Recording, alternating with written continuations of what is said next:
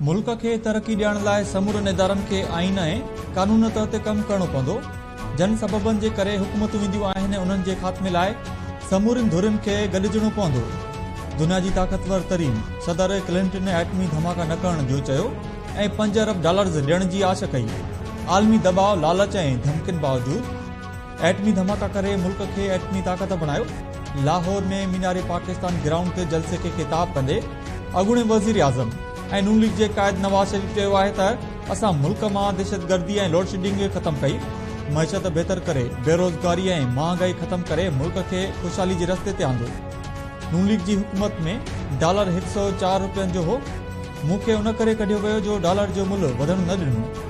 मुल्की मईशत मज़बूत कई ऐं रुपयो मुस्तहकम रखियो ऐं पाकिस्तान एशियन टाइगर बणजण वञी रहियो हो।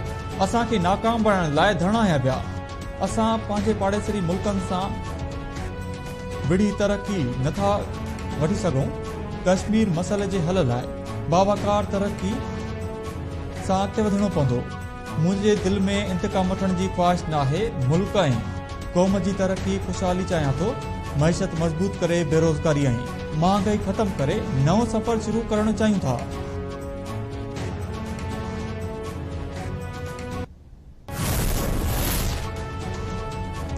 अॻूणो वज़ीर आज़म ऐं नून लीग जे क़ाइद नवाज़ शरीफ़ जी 4 सालनि बाद वतन वापसी। नवाज़ शरीफ़ लाहौर में मीनारे पाकिस्तान ते जलसे खे ख़िताब कयो। इस्लामाबाद खां ख़ुसूसी जहाज़ ज़रिए नवाज़ शरीफ़ लाहौर एयरपोर्ट पहुचण बाद हेलीकॉप्टर ज़रिए मीनारे पाकिस्तान जलसे में पहुतो। मरियम नवाज़ पार्टी अॻवान ऐं कारकुननि संदसि नारनि जी गूंज में भरपूर आजा कई। नवाज़ शरीफ़ मीनारे पाकिस्तान ते पहुचण बाद शुक्राने जा नफ़ल बि अदा कया। कारकुननि पारां अॻूणे वज़ीर आज़म नवाज़ शरीफ़ जा नारा। जलसे में वॾे अंग में नून लीग अॻवाननि ऐं कारकुननि जी शिरकत।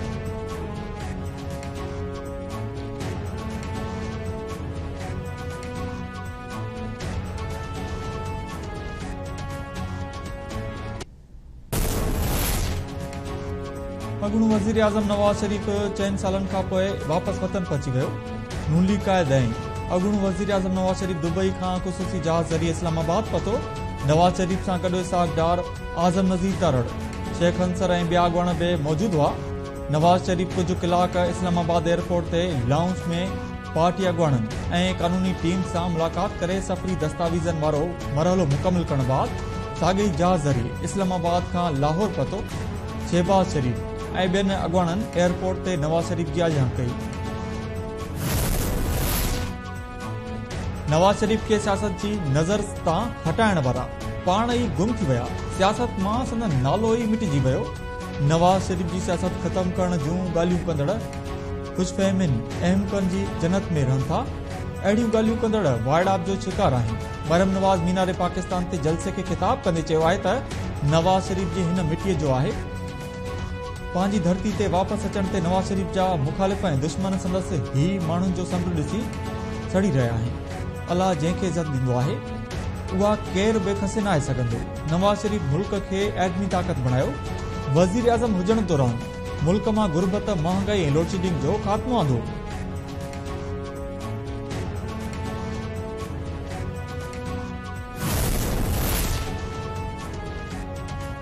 पीपी चेयरमैन बिलावल भुट्टो ज़रदारी सां अली गौर खान महर, ख़ालिद लुंड, सरदार खान लुंड ऐं ॿियनि जी मुलाक़ात दौरान सियासी सूरताल ते ॻाल्हि ॿोल।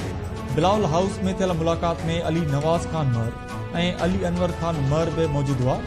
बिलावल भुट्टो ज़रदारी पीपल्स पार्टी में शामिल थियण ते अली गौर खान महर, ख़ालिद लुंड ऐं ॿियनि खे मुबारकबाद ॾिनी। मुलाक़ात दौरान मोहम्मद बख्श खान महर, अॻूणो सूबाई वज़ीर सैयद नासिर हुसैन शाह ऐं ॿिया बि मौजूदु हुआ। अली गौर खान महर ऐं ख़ालिद अहमद लुंड कुझु ॾींहं अॻु पीपल्स पार्टी में शामिल थिया हुआ।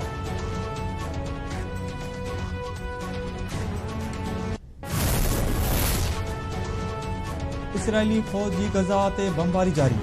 मज़हबी जायुनि ते बि गोलाबारी बंदि न थी। इसराइली फ़ौज जी गिरजाघरनि में पनाह वठंदड़नि ते बि बमबारी। 10 फ़लस्तीनी शहीद। इसराइली बमबारी सबबि 1500 ॿारनि समेत शहीदनि जो अंगु 4300 खां वधी वियो। ज़ख़्मियुनि जो अंगु बि 14000 खां वधी वियो। गज़ा जा 30% घर मुकमिल तौर ते तबाह थी विया। इसराइली फ़ौजी फ़िज़ाई ऐं ज़मीनी हमलनि में बेघर थियल मज़लूम फ़लस्तीनियुनि जो अंगु 10 लख ताईं पहुची वियो।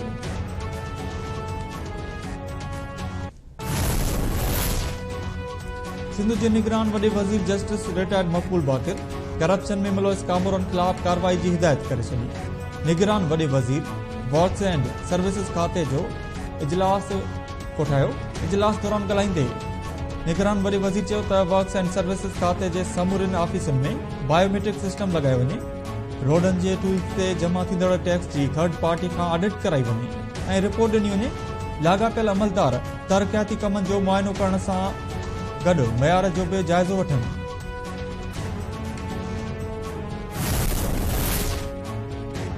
सिंध हाई कोर्ट डाउ यूनिवर्सिटी खे मातहत ख़ानगी कॉलेज जे शागिर्दनि ख़िलाफ़ कार्रवाई खां रोके छॾियो। शागिर्दनि खे इम्तिहान में विहारण जो हुकुम। अदालत फ़ैसिलो ॿुधाईंदे चयो त जन शागिर्दनि इम्तिहानी फीस जमा कराई आहे, उन्हनि खे इम्तिहान में विहण खां न रोकियो वञे।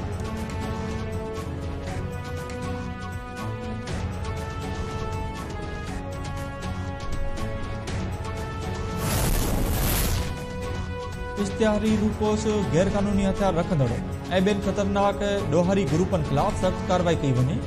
आईजी सिंध रफ़त मुख़्तार इजलास खे ख़िताब कंदे चयो त ख़तरनाक ॾोहारियुनि खे गिरफ़्तार करण बाबति हिकमत अमली ते सख़्ती सां अमल कयो वञे। सॉफ्टवेयर जी मदद सां समूरी सिंध जे होटल्स, रेस्टोरेंट्स, रेस्ट हाउसिस जी निगरानी कई वञे। ॾोहनि में मुलविस हर शख़्स ऐं गैंग्स ख़िलाफ़ ज़ीरो टॉलरेंस पॉलिसी तहत कमु कयो वञे।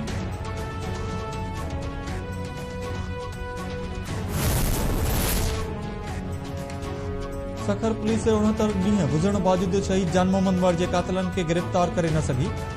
शहीद जान मोहम्मद मर जे कातिलनि जी गिरफ़्तारी बाबति निगरान हुकूमत ऐं आईजी सिंध जा वाइदा वफ़ा न थिया। शहीद जान मोहम्मद मर जा कातिल ऐं समूरा सहूलियतकार गिरफ़्तार न थियण ख़िलाफ़ एहतिजाजी मुज़ाहिरनि जो सिलसिलो बि जारी। सखर मिठी ऐं इस्लाम कोट में सहाफ़ियुनि पारां एहतिजाजी मुज़ाहिरा। सखर यूनियन ऑफ जर्नलिस्ट पारां शहीद जान मोहम्मद मर जा मुख्य कातिल ऐं समूरा सहूलियतकार गिरफ़्तार करण लाइ 69 ॾींहं में एहतिजाजी मुज़ाहिरो करे प्रेस क्लब बाॾो अलामती बुख हड़ताल कई वई। एहतिजाज कंदड़ कलम धड़नि चयो त शहीद जान मोहम्मद मर जे मुख्य कातिलनि जी गिरफ़्तारी ताईं एहतिजाज जो सिलसिलो जारी रहंदो।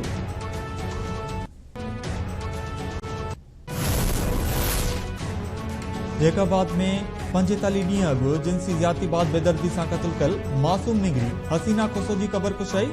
अदालती हुकूमत जुडिशियल मजिस्ट्रेट जी निगरानी में चांडका मेडिकल कॉलेज जे एडिशनल एमएस मोहम्मद यूसुफ डेपर जी सरबराही में मेडिकल बोर्ड ॻोठ दरिया खान जखराणी पहुची 10 वरनि जी हसीना खोसो जी क़बर कुशाई कई। मेडिकल बोर्ड क़बर कुशाई करे पोस्टमार्टम लाइ बाड़ी जे लाश जा जुज़ा वरिता। मेडिकल बोर्ड जे मेंबर डॉक्टर अब्दुल कयूम राजपर चयो आहे त निंगरी जा वरितल जुज़ा डीएनए टेस्ट लाइ रोहिड़ी लेबोरेटरी मञिया वेंदा। 2 हफ़्तनि में रिपोर्ट अचण बाद उहा पधरी कई वेंदी।